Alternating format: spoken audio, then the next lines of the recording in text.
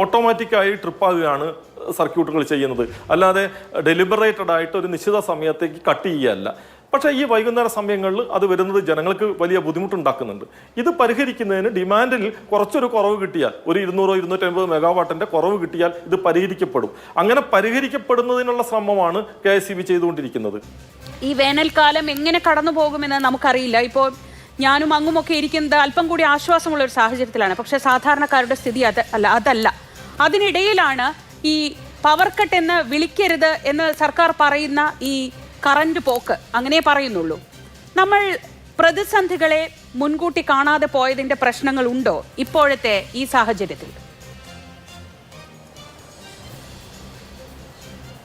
അല്ല, ഇതിനകത്ത് നമ്മൾ പ്രതിസന്ധികളെ കാണാതെ പോയി എന്ന് പറയാൻ കഴിയില്ല. കാരണം എല്ലാ വർഷവും വേനൽക്കാലത്ത് ഇത്തരത്തിലുള്ള ചില പ്രയാസങ്ങൾ ഉണ്ടാവാറുണ്ട്.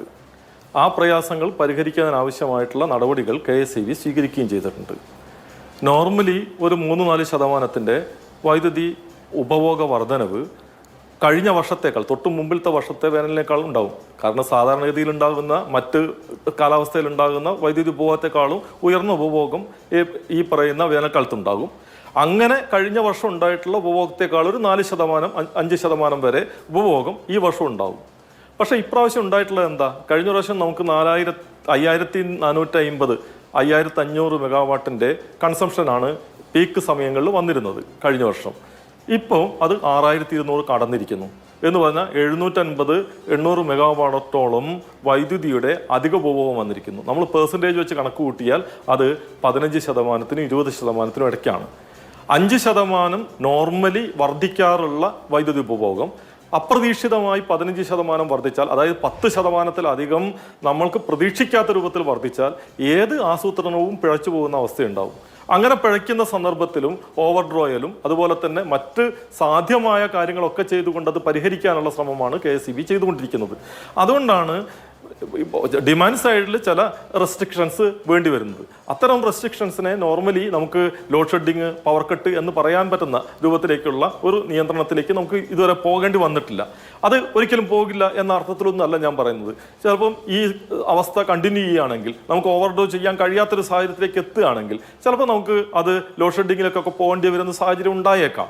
പക്ഷേ ഇപ്പം നിലവിൽ അത് ലോഡ് ഷെഡിങ് എന്ന രൂപത്തിലേക്ക് നിശ്ചിതമായി ഒരു സൈക്ലിക് ലോഡ് ഷെഡിങ്ങിലേക്ക് പോകേണ്ടി വന്നിട്ടില്ല. എന്നാൽ നമ്മൾക്ക് ഈ പറയുന്ന പോലെ ഫ്രീക്വൻസി ട്രിപ്പിങ്ങും അതുപോലെ തന്നെ ഡിമാൻഡിൽ വരുന്ന വർധനവിൽ ചില റെസ്ട്രിക്ഷൻസും ഒക്കെ ഉണ്ടാക്കേണ്ടി വന്നിട്ടുണ്ട്. അതിൻ്റെ ഭാഗമായി ഡിമാൻഡ് സൈഡ് മാനേജ്മെൻറ്റിൽ ഓട്ടോമാറ്റിക്കായി ഉണ്ടാകുന്ന റെസ്ട്രിക്ഷൻസ് ആണ് ഇപ്പോൾ നടക്കുന്നത്. ഓട്ടോമാറ്റിക്കായി ട്രിപ്പാകുകയാണ് സർക്യൂട്ടുകൾ ചെയ്യുന്നത്, അല്ലാതെ ഡെലിബറേറ്റഡ് ആയിട്ട് ഒരു നിശ്ചിത സമയത്തേക്ക് കട്ട് ചെയ്യുകയല്ല. പക്ഷേ ഈ വൈകുന്നേര സമയങ്ങളിൽ അത് വരുന്നത് ജനങ്ങൾക്ക് വലിയ ബുദ്ധിമുട്ടുണ്ടാക്കുന്നുണ്ട്. ഇത് പരിഹരിക്കുന്നതിന് ഡിമാൻഡിൽ കുറച്ചൊരു കുറവ് കിട്ടിയാൽ, ഒരു 200-250 മെഗാവാട്ടിന്റെ കുറവ് കിട്ടിയാൽ ഇത് പരിഹരിക്കപ്പെടും. അങ്ങനെ പരിഹരിക്കപ്പെടുന്നതിനുള്ള ശ്രമമാണ് KSEB ചെയ്തുകൊണ്ടിരിക്കുന്നത്.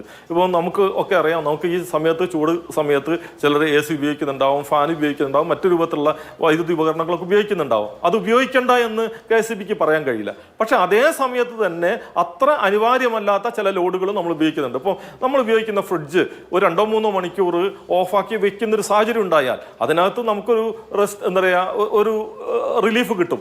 വൈകുന്നേരം ഒരു 3 മണിക്കൂർ നേരം ഫ്രിഡ്ജ് ഓഫാക്കി വെക്കുന്നു എന്നതുകൊണ്ട് ആളുകൾ അത്ര വലിയ പ്രയാസം അനുഭവിക്കില്ല. അങ്ങനെ അത്ര വലിയ പ്രയാസം അനുഭവിക്കാത്ത അതേ സമയത്ത് റിലീഫ് കിട്ടുന്ന ചില നടപടികൾ സാധാരണ ജനങ്ങൾ കൂടി സഹകരിച്ചാൽ ഈ റെസ്ട്രിക്ഷൻ പോലും ഇല്ലാത്ത രൂപത്തിൽ നമുക്ക് പോകാൻ കഴിയും.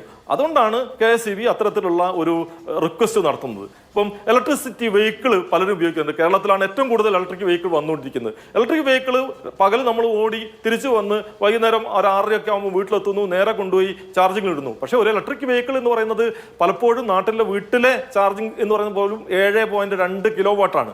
തൽക്കാലം അതൊരു 11 മണിക്ക് ശേഷം ചാർജ് ചെയ്താൽ മതി എന്നൊരു തീരുമാനം ആളുകൾ എടുത്താൽ യഥാർത്ഥത്തിൽ ഇത്തരത്തിൽ നിരവധി കാര്യങ്ങളിൽ ആളുകൾക്ക് KSEBയുമായിട്ട് സഹകരിക്കാൻ കഴിയും. അവർ വൈദ്യുതി ഉപയോഗിക്കേണ്ട എന്നല്ല, അതിനകത്ത് അവർക്ക് ചെയ്യാൻ കഴിയുന്ന ഒരു സഹായം KSEBിനോട് ചെയ്തു കഴിഞ്ഞാൽ ഈ പ്രശ്നം പരിഹരിച്ചു പോകാൻ കഴിയും.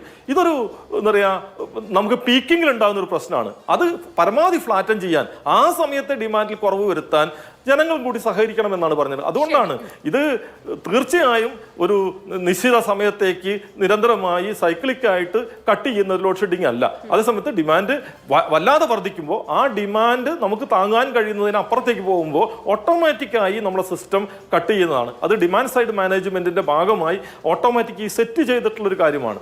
ആ കാര്യത്തിനകത്ത് നമ്മൾ ഡിമാൻഡ് സ്വയം കുറയ്ക്കുകയാണെങ്കിൽ ആ സെറ്റിംഗ് ട്രിപ്പ് ആവാതെ ആളുകൾക്ക് തീർച്ചയായിട്ടും വൈദ്യുതി ഉപഭോഗം പൂർണ്ണമായും കഴിയുന്ന രൂപത്തിലേക്ക് പറ്റുകയും ചെയ്യും. അപ്പൊ അവർക്ക് അവരുടെ ലൈറ്റിംഗ് ആവശ്യങ്ങൾക്ക് അല്ലെങ്കിൽ ഫാന്, എയർ കണ്ടീഷനിങ് തുടങ്ങി അവരുടെ ജീവിതത്തിന് അത്യാവശ്യമുള്ള ഒരു ഉപകരണവും ഉപയോഗിക്കരുത് എന്ന് പറയുന്നില്ല. ഈ 15% വൈദ്യുതി മനസ്സിലായി. ഒരു സ്വയം നിയന്ത്രണം ഉണ്ടാവുന്നത് നല്ലതാണ്, അതിൽ സംശയമൊന്നുമില്ല.